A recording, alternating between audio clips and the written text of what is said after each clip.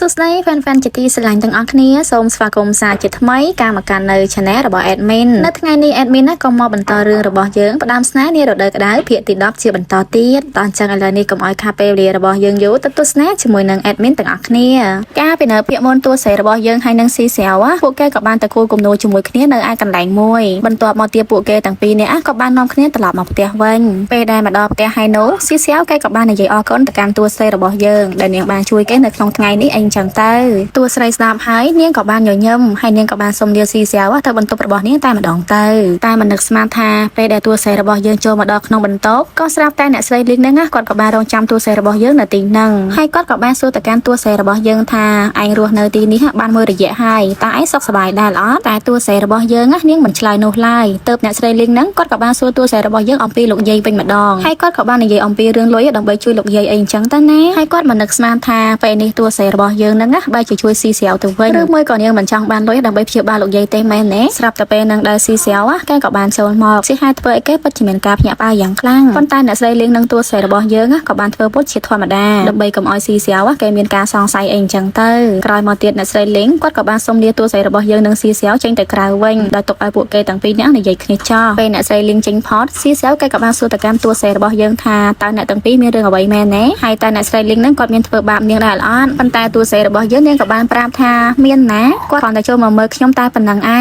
ให้นางมวยเด็ดกอดคือจินเนี่ยเอาไปทำขยมมีเรื่องเอาไว้แต่กอดเธอบาปขยมโน้ซีเสียวสตาพายแกก็มันชงอละใบโน้ได้ให้แกกับบ้านประกอบกลมโน้ระบอกแกนั่งเอาตัวใส่ระบอกเยิงเจนโนซาวรีเองจังเตอร์ปันตายตัวใส่ระบอกเยิงเนี่ยกับบ้านสู้ทากลายกลมโน้มวยนั่งโลตกอาซาตราจาแม่เน่ตายซีเสียวแกกับบ้านปราบทาอะไรปลุกไอเกมียงกลมโน้เซ็งดังใบตกอาซาตราจารุยหมอกให้ในเปลือแบบนี้ตัวใส่เนี่ยกับบ้านตัวย่อไอซีเสียวแกกับบ้านปราบแต่การตัวใส่ระบอกเยิงบรรทอเตียทาใส่ดีอัลฟานะคือแกหางเนี่ยแต่ยำเอายัดในกระไรระบอกพิงเองจังเตอร์ตัวใส่สตาพายเนี่ยกับบ้านโยลพร้อมให้บรรทอมาเตียซีเสียวแกกับบ้านส้มเลียวตัวใส่ระบอกเยิงตลับตัวบรรทุกระบอกแกไว้ใต้มาดองเตอร์ไปได้ซีเสียวเติบบ้านตัวใส่ระบอกเยิงนั่งเนี่ยกับบ้านโยกลมโน้นั่งหมอกเมื่อให้เนี่ยปัจจัยสลายกลมโน้นั่งคลั่งแมนแต้มันนึกสมาธาไปนั่งได้เนี่ยใส่ลิงกอดกับบ้านโจมาดองเตี้ยใช่ให้เธอเอาตัวใส่ระบอกเยิงนั่งกับบ้านตัวกลมโน้นั่งอย่างเลื่อนตายเนี่ยใส่ลิงกอดกับบ้านสู้แต่การตัวใส่ระบอกเยิงทาตามนนั่งซีเสียวว่าแกบ้านเลือไว้ได้ล้อนปันตายตัวใส่กับบ้านปราบท้าแกมันลือโนเต้จังมะกอมบารามไอในไปลือแบบนี้เนี่ยใส่ลิงกับบ้านสู้เตี้ยทาชอบแกมาเราไอมนนั่งเงินก้าวไว้ตายตัวใส่กับบ้านปราบท้ามันแม่งจะเรื่องระบอกมะโนเต้เนี่ยใส่ลิงสตาพายก็กับบ้านในเยแต่การตัวใส่ระบอกเยิงทาเยิงมือแต่ไอนี่ฮะโดยเชื่อกำปงแต่โจจัดซีเสียวแม่เน่จังตาบ้านจะไอแต่ประชังจมูกเยิงแบบนี้ปันตายตัวใส่ระบอกเยิงเนี่ยมันตอบต่อไว้จมูกนั่งเนี่ยใส่ลิงนกไล่สลับแต่ไปนั่งได้เนี่ยใส่ลิงกอดกับบ้านคืนกลมดูได้ซีเสียวว่าบ้านเอาตัวใส่ระบอกเยิงให้กอดกับบ้านดันดามโยกว่าปีตัวใส่ระบอกเยิงตามมาดองเตอตัวใส่เคยแบบนี้เนี่ยกับบ้านดันดามโยกปันตายเนี่ยใส่ลิงกอดกับบ้านกลมเรียมทากอดนั่งให้กลมนูนั่งเจ้าเลยจังเต้นนะให้กอดกับบ้านสู้แต่การตัวใส่ระบอกเยิงเตี้ยทาตากลมนูนั่งเนี่ยน่าจะเนี่ยกู้ให้ตากู้ดังใบเอาไว้เติบตัวใส่กับบ้านปราบทากลมนูมวยนั่งคือกู้ดอกซีเสียวให้เกกู้เวียดังใบประกอบไอซาตราจาเองจังเตอกรอนตะลืนจังเพลียมเนี่ยใส่ลิงกอดปัจจิเมนกาขังอย่างคลั่งให้กอดกับบ้านให้กลมนูระบอกซีเสียวว่าเจ้าหน่ะเป็นนางพองได้จำนายตัวใส่ระบอกเยิงเว้งยังเหมือนไอเธอไว้เนี่ยใส่ลิงนกไล่เลือกเป็นนางเตียนเนี่ยใส่ลิงกอดกับบ้านปราบแต่การตัวใส่ระบอกเยิงทาบัดซันจีซีเสียวซัวกรอนแต่ปราบเกทาเนียงบัดเวียบัดให้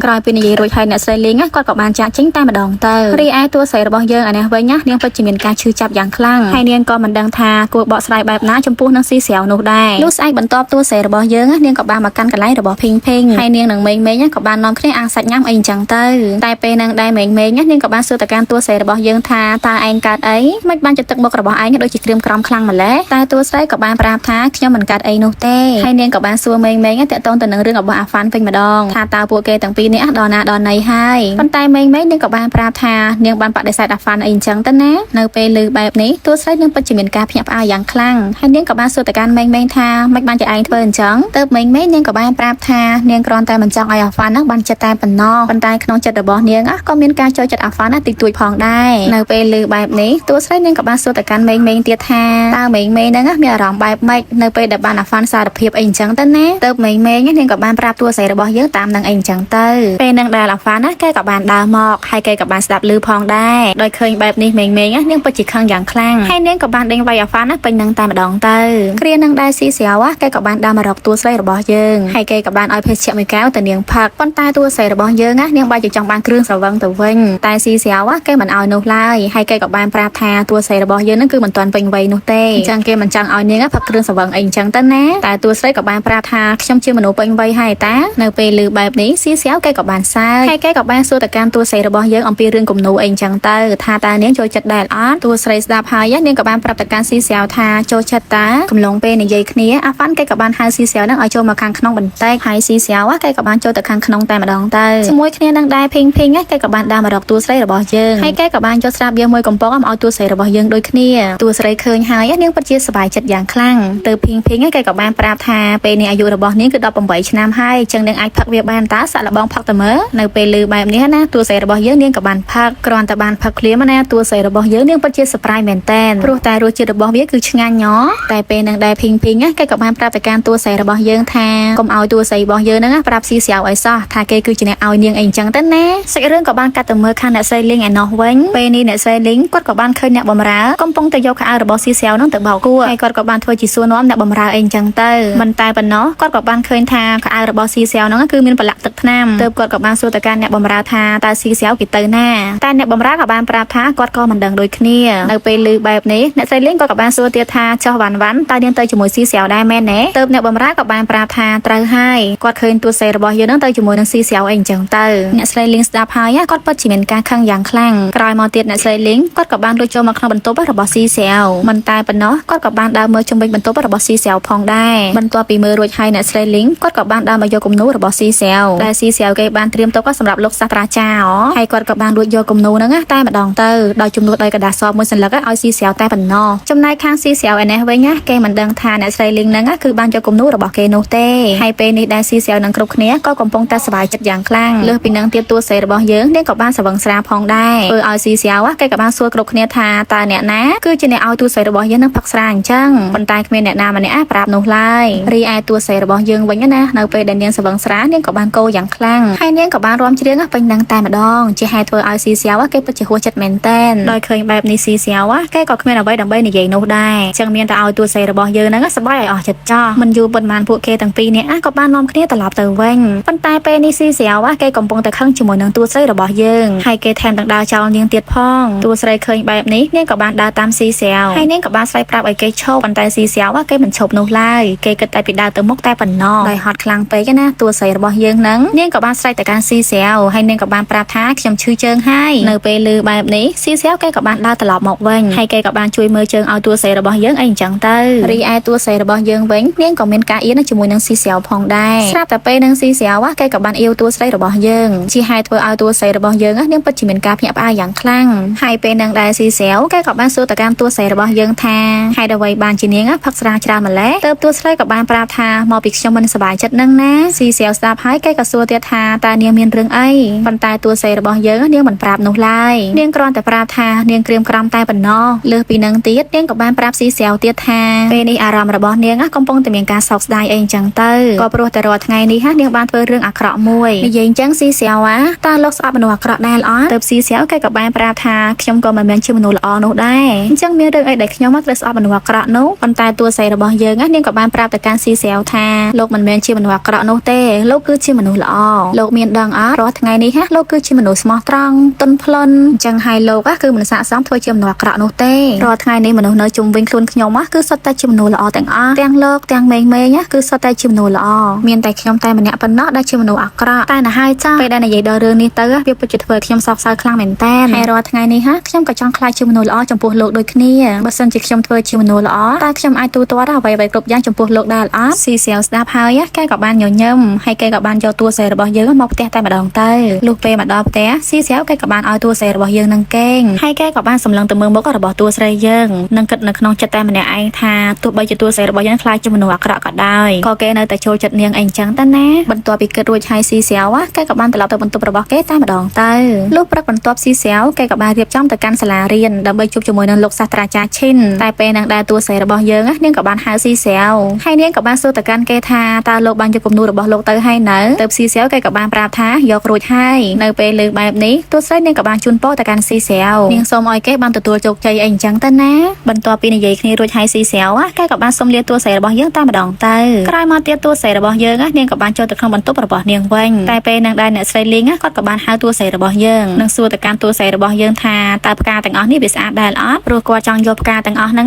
ទៅរៀបចំនៅថ្ងៃមង្គលការរបស់គាត់ទើបតួស្រីក៏បានប្រាប់ថាស្អាតតា សានិយាយរួចហើយតួស្រីរបស់យើងនាងក៏បំរុងនឹងដែរចេញតែពេលនឹងដែរអ្នកស្រីលីងគាត់ក៏បានថាឲ្យតួស្រីរបស់យើងដោយថានាងគឺមិនចេះគួសមជាមួយនឹងចាស់ទុំអីអញ្ចឹងទៅណាហើយគាត់ក៏បានហៅតួស្រីរបស់យើងមកនិយាយគ្នាបន្តិចព្រោះគាត់មានរឿងខ្លះដើម្បីនិយាយជាមួយនាងនៅពេលលើបែបនេះតួស្រីនាងក៏បានសួរថាមានការអីមែនទេឬមួយក៏ម៉ាក់ចង់ហៅខ្ញុំទៅចូលរួមមង្គលការរបស់ម៉ាក់ដែរប៉ុន្តែអ្នកស្រីលីងគាត់ក៏បាននិយាយទៅកាន់តួស្រីរបស់យើងថាមិនប្រកាសដែរពេលនេះការព្រមព្រៀងរបស់ពួកយើងគឺបានចប់ហើយអញ្ចឹងចាប់ពីពេលនេះតទៅឯងអាចរើចេញពីទីនឹងបានគ្រាន់តែលឿនអញ្ចឹងភ្លាមតួស្រីរបស់យើងនាងពិតជាមានការងឿនឆ្ងល់យ៉ាងខ្លាំងហើយនាងក៏បានសួរទៅកាន់គាត់ថាតើម៉ាក់បានធ្វើអ្វីមែនទេទើបអ្នកស្រីលីងក៏បានប្រាប់ថាខ្ញុំមិនបានធ្វើអីនោះទេខ្ញុំគ្រាន់តែធ្វើរឿងមួយដែលគួរធ្វើតែប៉ុណ្ណោះតួស្រីស្ដាប់ហើយនាងក៏មានការសង្ស័យផងដែរហើយនាងក៏បានដឹងថាប្រហែលជាអ្នកស្រីលីងហ្នឹងគឺបានធ្វើអ្វីមួយទៅលើគំនូររបស់ស៊ីស្រាវជាមិនខានបន្ទាប់ពីគិតដូចហើយតួស្រីរបស់យើងនាងក៏ប្រញាប់ទៅមើលគំនូររបស់ស៊ីស្រាវយ៉ាងលឿនហើយនាងក៏បានខលតាក់ទងទៅរកស៊ីស្រាវអីចឹងទៅប៉ុន្តែស៊ីស្រាវគេមិនទទួលទូរស័ព្ទនោះឡ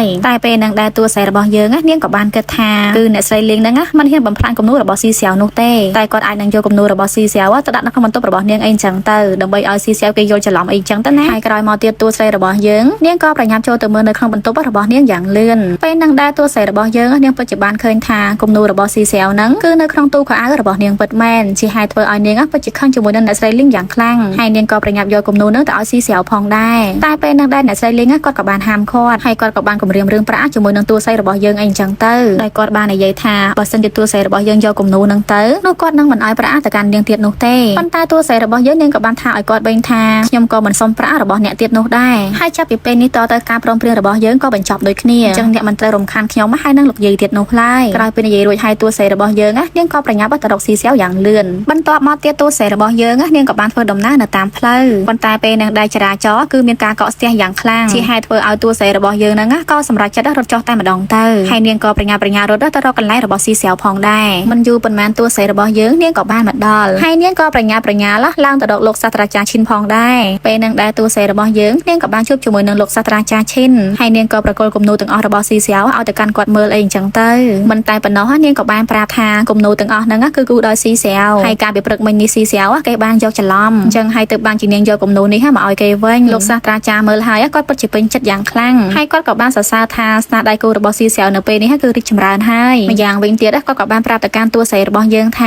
គឺពេលនេះគាត់បានទុកឱកាសឲ្យស៊ីស្រាវអីអញ្ចឹងទៅណាហើយគាត់ក៏បានឲ្យស៊ីស្រាវឡើងទៅសាក់លបងគូនៅជាន់លើផងដែរគ្រាន់តែលឿនចឹងភ្លាមតួស្រីរបស់យើងនាងពិតជារីករាយមែនតើក៏ព្រោះតែពេលនេះស៊ីស្រាវគេបានទទួលជោគជ័យបន្ទាប់ពីដឹងបែបនេះហើយតួស្រីរបស់យើងនាងក៏បានសូមលាលោកសាស្ត្រាចារ្យតែម្ដងទៅក្រោយមកទៀតលោកសាស្ត្រាចារ្យគាត់ក៏បានឡើងមកមើលស៊ីស្រាវដែលកំពុងតែគូគំនូរតែឃើញថាគំនូររបស់ស៊ីស្រាវនៅពេលនេះគឺមិនទាន់បានល្អនោះទេក៏ព្រោះតែការផាត់ពណ៌របស់គេគឺមានការប្រញាប់ខ្លាំងពេកតែយ៉ាងណាមិញគាត់ក៏បានប្រាប់ឲ្យស៊ីស្រាវហ្នឹងគឺព្យាយាមខិតខំបន្ថែមទៀតអីអញ្ចឹងទៅស៊ីស្រាវស្ដាប់ហើយគេក៏បានអរគុណទៅកាន់លោកសាស្ត្រាចារ្យផងដែរហើយពេលហ្នឹងលោកសាស្ត្រាចារ្យគាត់ក៏បាននិយាយថាមុននេះបន្តិចហ្នឹងគឺមានក្មេងស្រីម្នាក់បានយកគំនូររបស់គេហ្នឹងមកឲ្យគាត់ប៉ុន្តែពេលនេះក្មេងស្រីម្នាក់ហ្នឹងនាងបានត្រឡប់ទៅវិញហើយនៅពេលលើបែបនេះស៊ីស្រាវគេពិតជាមានការភ្ញាក់ផ្អើលយ៉ាងខ្លាំងហើយគេក៏ប្រញាប់ត្រឡប់មកវិញដើម្បីមករកតួស្រីរបស់យើងតែម្ដងទៅលុះពេលស៊ីស្រាវមកដល់ផ្ទះគេមិនបានឃើញតួស្រីរបស់យើងនៅក្នុងបន្ទប់នោះឡើយហើយអ្នកបម្រើក៏បានប្រាប់ថាគឺតួស្រីរបស់យើងទៅមន្ទីរពេទ្យក៏ព្រោះតែនាងទៅមើលលោកយាយប៉ុន្តែពេលនឹងដែរស៊ីស្រាវគេក៏បានឃើញអ្នកបម្រើកំពុងតែប្រមូលគំនូររបស់គេហើយគេក៏បានសួរទៅកាន់គាត់ថាតើទាំងអស់នេះគឺជាអ្វីទើបអ្នកបម្រើក៏បានប្រាប់ថាគាត់ក៏មិនដឹងដូចគ្ន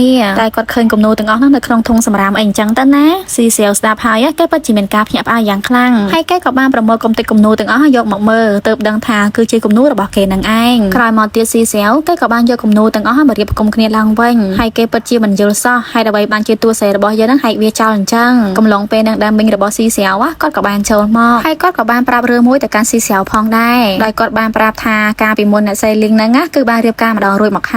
ើយនាងក៏មានកូនស្រីម្នាក់ហើយកូនស្រីម្នាក់ហ្នឹងគឺជាតួស្រីរបស់យើងបាននឹងឯងការពិតទៅតួស្រីរបស់យើងហ្នឹងគឺជាកូនបង្កើតមិនមែនជាកូនចិញ្ចឹមនោះទេដូច្នេះគាត់គិតថាតួស្រីរបស់យើងហើយនឹងអ្នកស្រីលីងហ្នឹងគឺចូលមកក្នុងគ្រួសាររបស់គាត់ប្រហែលជាមានគោលបំណងអ្វីមួយជាមិនខានស៊ីស្រាវស្ដាប់ហើយគេពិតជាមានការភ្ញាក់ផ្អើលយ៉ាងខ្លាំងព្រោះការពីមុនតួស្រីរបស់យើងប្រាប់ថានាងគឺជាកូនចិញ្ចឹមរបស់អ្នកស្រីលីងតែប៉ុណ្ណោះហើយគេមិនជឿថាតួស្រីរបស់យើងហ្នឹងមានគំនិតអាក្រក់មកលើគេនោះឡើយកាត់ទៅមើលខាងតួស្រីរបស់យើងឯណោះវិញពេលនេះតួស្រីរបស់យើងនាងកំពុងតែមើលថែលោកយាយដោយធម្មតាពេលនឹងដែរលោកគ្រូពេទ្យគាត់ក៏បានហៅតួស្រីរបស់យើងមកនិយាយគ្នាហើយគាត់ក៏បានប្រាប់ទៅកាន់តួស្រីរបស់យើងថា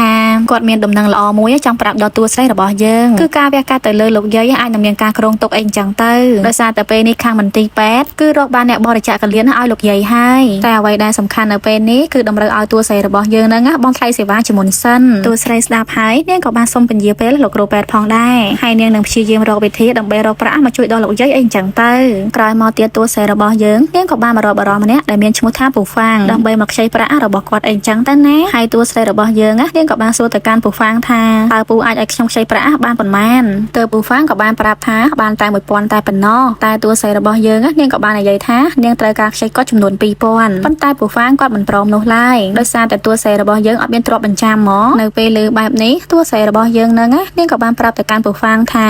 គឺពូហ្វាំងហ្នឹងគួរតែស្គាល់លោកយាយរបស់នាងហើយដោយសារតែការពីមុនលោកយាយរបស់នាងក៏ធ្លាប់បានមករកពូហ្វាំងដូចគ្នាហើយយាយរបស់នាងធ្លាប់បានប្រាប់ថាពូហ្វាំងហ្នឹងគឺជាមនុស្សស្មោះត្រង់អីអញ្ចឹងទៅគ្រាន់តែលើពាក្យនឹងភ្លាមពូហ្វាំងគាត់ក៏បានស្គាល់យាយរបស់តួស្រីយើងផងដែរហើយគាត់ក៏បានសួរទៅកាន់តួស្រីរបស់យើងថាតើតួស្រីរបស់យើងហ្នឹងគឺជាចៅរបស់លោកយាយមែនទេទើបតួស្រីនាងក៏បានប្រាប់ថាត្រូវហើយពេលនេះលោកយាយរបស់នាងកំពុងតែនៅក្នុងមន្ទីរពេទ្យបើសិនជានាងមិនទាល់ច្រកក៏នាងមិនមករកពូហ្វាំងនោះដែរពូហ្វាំងស្ដាប់ហើយគាត់ក៏មានការដឹងគុណចំពោះលោកយាយដូចគ្នាក៏ព្រោះតែការពីមុនលោកយាយគាត់គឺជាអ្នកមានគុណជួយពូហ្វាំងអីអញ្ចឹងទៅបន្ទាប់មកទៀតពូហ្វាំងគាត់ក៏បានយកព្រមឲ្យតួស្រីរបស់យើងហ្នឹងគឺខ្ចីប្រាក់គាត់ចំនួន2000ហើយគាត់ក៏បានឲ្យតួស្រីរបស់យើងហ្នឹងគឺចុះហត្ថលេខាទៅលើកម្ចីប្រាក់ផងដែរលុះក្រោយមកទៀតតួស្រីរបស់យើងនាងក៏បានត្រឡប់មកផ្ទះរបស់ស៊ីស្រាវវិញតែនាងក៏បានរៀបចំអីវ៉ាន់ដើម្បីចាក់ចេញពីទីហ្នឹងអីអញ្ចឹងទៅណាមិននឹកស្មានថាពេលហ្នឹងដែរស៊ីស្រាវគេក៏បានឃើញហើយគេក៏បានសួរទៅកាន់តួស្រីរបស់យើងថាតើនាងចង់ទៅណាទើបតួស្រីក៏បានប្រាប់ថានាងចង់ទៅលេងផ្ទះ2-3ថ្ងៃដើម្បីទៅមើលលោកយាយតែស៊ីស្រាវគេដឹងច្បាស់ណាស់ថាពេលនេះលោកយាយគឺកំពុងតែនៅមន្ទីរពេទ្យចុះមិនបានជាតួស្រីរបស់យើងចង់ទៅមើលគាត់នៅឯផ្ទះទៅវិញប៉ុន្តែតួស្រីរបស់យើងនាងក៏បានប្រាប់ថា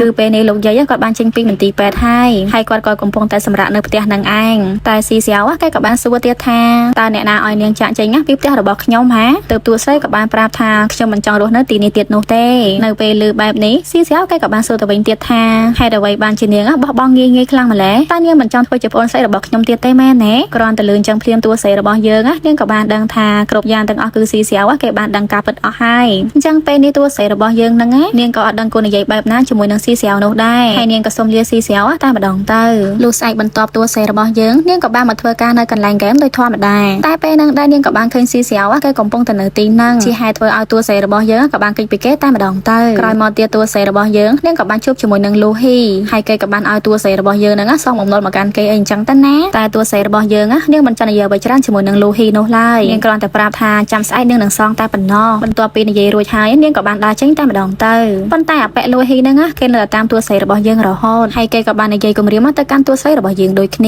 ាគ្រាហ្នឹងដែរស៊ីស្រាវគេក៏បានមកដល់ហើយគេក៏ចង់បង្ករឿងជាមួយនឹងលូហ៊ីផងដែរប៉ុន្តែប៉ុណ្ណោះស៊ីស្រាវគេក៏បានសួរទៅកាន់លូហ៊ីថាហេតុអ្វីបានជាលូហ៊ីហ្នឹងគេមករញ៉េរញ៉ៃជាមួយនឹងតួស្រីរបស់យើងអញ្ចឹងទើបតួស្រីរបស់យើងនាងក៏បាននិយាយកាត់ហើយនាងក៏បានឲ្យស៊ីស្រាវហ្នឹងត្រឡប់ទៅវិញទៅព្រោះមិនមែនជារឿងរបស់គេនោះទេក្រោយពេលនិយាយរួចហើយតួស្រីរបស់យើងនាងក៏បានសុំលាស៊ីស្រាវទៅធ្វើការវិញលុះពេលតួស្រីចេញផុតទៅណាស៊ីស្រាវហ្នឹងគេក៏បានសួរទៅកាន់លូហ៊ីព្រោះគេឆ្ងល់ថាហេតុអ្វីបានជាលូហ៊ីហ្នឹងតាមតួស្រីរបស់យើងរហូតប៉ុន្តែលូហ៊ីគេមិនប្រាប់នោះឡើយតែដោយសារឃើញស៊ីស្រាវចង់ដឹងខ្លាំងពេកទើបលូហ៊ីហ្នឹងគេក៏បាននិយាយទៅកាន់ស៊ីស្រាវថាតើឯងចង់ដឹងមែនទេបើសិនជាឯងពិតជាចង់ដឹងមែននោះឯងត្រូវតែបង់ថ្លៃចំពោះរឿងនេះស៊ីស្រាវស្ដាប់ហើយគេក៏បានធ្វើការភ្នាល់គ្នាជាមួយនឹងលូហ៊ីផងដែរដោយគេបានបបួលលូហ៊ីហ្នឹងទៅប្រកួតបាល់ជាមួយគ្នាបើសិនជាលូហ៊ីចាញ់គឺលូហ៊ីហ្នឹងត្រូវតែយករឿងទាំងអស់មកប្រាប់គេអីអញ្ចឹងទៅតែបើសិនជាលូហ៊ីឈ្នះនោះគេចង់បានអ្វីក៏បានដែរនៅពេលឮបែបនេះលូហ៊ីគេក៏បានយល់ព្រមហើយពួកគេទាំងពីរនាក់ក៏បានទៅប្រកួតបាល់ជាមួយគ្នាតែម្ដងទៅរីឯខាងតួស្រីរបស់យើងឯណោះវិញនាងកំពុងតែធ្វើការដោយធម្មតាប៉ុន្តែពេលហ្នឹងដែរតួស្រីរបស់យើងនាងក៏បានលើគ្រប់គ្នាកំពុងតែយកអំពីស៊ីស្រាវហើយនឹងលូហ៊ីដោយថាពួកគេកំពុងតែប្រកួតបាល់អីអញ្ចឹងទៅណាគ្រាន់តែលឿនចឹងភ្លាមតួស្រីរបស់យើងហ្នឹងនាងក៏ប្រញាប់ទៅមើលយ៉ាងលឿនងាកទៅមើលការប្រកួតឯណោះវិញណាពេលនេះក្រុមរបស់ស៊ីស្រាវនិងក្រុមរបស់លូហ៊ីហ្នឹងកំពុងតែធ្វើការប្រកួតគ្នាប៉ុន្តែនិយាយពីថាក្រុមរបស់លូហ៊ីហ្នឹងគឺលេងខូចខ្លាំងមែនតែនជាពិសេសនោះអាញាកណ្ដាលគឺកាន់ជើងទៅលើលូហ៊ីទៀតយ៉ាងណាមិញស៊ីស្រាវគេមិនព្រមចោះចាញ់ងាយៗនោះឡើយហើយគេក៏បានតស៊ូប្រកួតជាមួយនឹងលូហ៊ីអីអញ្ចឹងទៅរីឯតួស្រីរបស់យើងឯនេះវិញនាងក៏បានមកមើលស៊ីស្រាវដូចគ្នាប៉ុន្តែស៊ីស្រាវគេមិនដឹងថាតួស្រីរបស់យើងនឹងបានមកមើលគេនោះទេក្រោយមកការប្រកួតជុំទី1ក៏ត្រូវបានបញ្ចប់ហើយពេលនឹងដែរលូហ៊ីគេក៏បានមកកាន់កន្លែងលាងដៃតែគេក៏បានឃើញតួស្រីរបស់យើងកំពុងតែនៅទីនឹងដូចគ្នាគ្រាន់តែឃើញតួស្រីរបស់យើងភ្លាមណាលូហ៊ីហ្នឹងគេក៏បានដើរមកនិយាយលេងជាមួយនាងប៉ុន្តែតួស្រីរបស់យើងនាងក៏បានស្ដីបន្ទោសឲ្យលូហ៊ីផងដែរក៏ព្រោះតែលូហ៊ីហ្នឹងគេប្រកួតមិនស្មោះត្រង់ហើយគេបានលេងល្បិចអីអញ្ចឹងទៅប៉ុន្តែលូហ៊ីគេមិនខ្វល់នោះឡើយហើយគេក៏បាននិយាយលេងលេបខាជាមួយនឹងតួស្រីរបស់យើងផងដែររីឯតួស្រីរបស់យើងវិញនាងមិនចង់និយាយបិច្រើនជាមួយនឹងលូហ៊ីនោះទេ ទេហើយនាងក៏បំរុងនឹងដើរចេញប៉ុន្តែលោហីគេក៏បានថាឲ្យតួស្រីរបស់យើងថានាងកុំភ្លេចឲ្យសោះថាជីវិតរបស់នាងនៅពេលនេះគឺកំពុងតែស្ថិតនៅក្នុងដៃរបស់យើងតួស្រីស្ដាប់ហើយនាងក៏បានងាកទៅនិយាយជាមួយនឹងលោហីថាត្រូវហើយខ្ញុំដឹងតាខ្ញុំមិនដែលភ្លេចអំពីរឿងនេះនោះទេប៉ុន្តែបើគិតសពទៅខ្ញុំពិតជាអាណិតលោកខ្លាំងណាស់ដោយសារតែចង់ឈ្នះទៅលើស៊ីសៀវលោកបែរជាទៅប្រកួតជាមួយគេទៅវិញលោកមានដឹងទោះបីជាលោកឈ្នះក៏ដោយក៏ការឈ្នះរបស់លោកគឺពោពេញទៅដោយល្បិចទាំងអស់ហើយគ្មានអ្នកណាម្នាក់គេនឹងសរសើរលោកនោះទេមនុស្សគ្រប់គ្នាទាំងអស់គេនឹងសើចចំអកឲ្យលោកជាមិនខានគ្រាន់តែលឿនជាងភ្លាមលោហីគេពិតជាមានការខឹងយ៉ាងខ្លាំងហើយគេក៏បានចាប់បាច់សក់តួស្រីរបស់យើងផងដែរមិនតែប៉ុណ្ណោះលោហីគេក៏បានគម្រាមទៅកាន់នាងថាតើនាងចង់សាកជាមួយយើងមែនទេឬមួយក៏នាងគិតថាយើងមិនហ៊ានវាយមនុស្សស្រីត្រូវអត់តែតួស្រីរបស់យើងនាងមិនខ្លាចនោះឡើយដោយឃើញបែបនេះលោហីគេកាន់តែខឹងយ៉ាងខ្លាំងហើយគេក៏បានរុញតួស្រីរបស់យើងមួយទំហឹងតែម្ដងមិនតែប៉ុណ្ណោះលោហីគេក៏បានធាក់តួស្រីរបស់យើងទៀតតែពេលនឹងដែលមិត្តរបស់គេក៏បានចាប់ទាញគេចេញហើយក៏បាននាំគេចេញពីទីនឹងតែម្ដងទៅរីឯតួស្រីរបស់យើងឯនេះវិញនាងក៏បានរងរបួសក្បាលដូចគ្នាហើយគ្មានអ្នកណាម្នាក់ដឹងថាលោហីកំពុងតែវាយតួស្រីរបស់យើងនោះទេក្រោយមកសាច់រឿងរបស់យើងភាគទី10វាក៏បានឆ្លេះនៅត្រឹមនេះអញ្ចឹងកុំភ្លេចរងចាំទស្សនាជាមួយនឹង admin នៅភាគក្រោយជាបន្តទៀតណាសូមអរគុណច្រើនសូមជម្រាបលាបាយបាយ